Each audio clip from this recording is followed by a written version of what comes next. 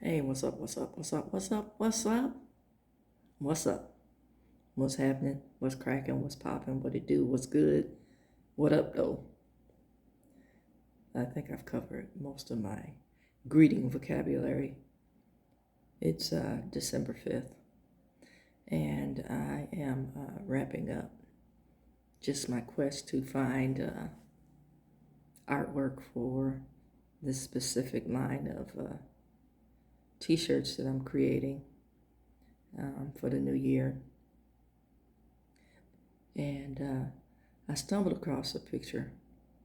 I don't know how many of you know James Van Der Zee, but I'm sure you're familiar with his photographs.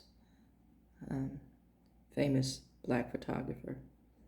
It's Gordon Parks and Van Der Zee. I'm sure if you saw some of the pictures, you'd recognize their individual works. I'm leading into something. Stay with me. Yesterday, or no, it wasn't yesterday. It was a couple of days back. Somebody put me up on game about the Harlem Renaissance. And I never really gave it any thought until I saw the little blip. I believe the sister's name is Ashley, and she does like historical figures or historical events, and she breaks it down. She's on IG. I'll have to look up Ashley's last name, but it's a black woman, and she's a powerful, powerful speaker and teacher. So, in talking about the Harlem Renaissance, my having a degree in humanities and my emphasis was on creative writing, and a lot of great writings came out of that period of time.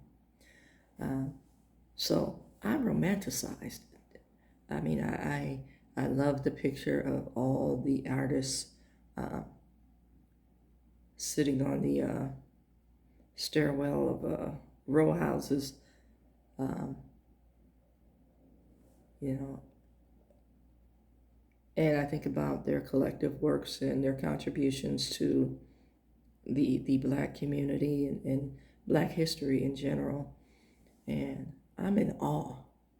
It's like, for me as a person who writes, it's like I won't say a Christmas gift looking at that photo for me, because I think about all their collective works and contributions to thought, to art, to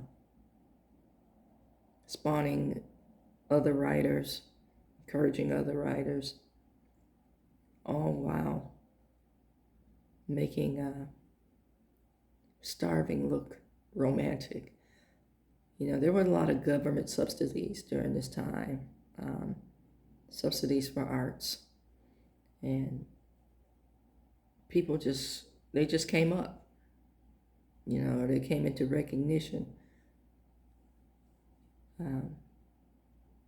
albeit still struggling, but not to the point where, they couldn't just spend time on various projects. So I romanticized all this. And then after listening to the sister's video, I started thinking about they were still starving. While they had a couple of coins in their pocket, they had this thing called patronage. And that patron was usually an affluent white person who made it a point to make sure that they received royalties before the artist received royalties. I never thought about the shady business side of, the work. Yes, I love the collective bodies of work, some of which shaped me or, guided my thought. And as I thought about what the sister was breaking down, I thought about how we, and I mean we as Black people in the arts, have been subtly brainwashed into calling patronage something different. And,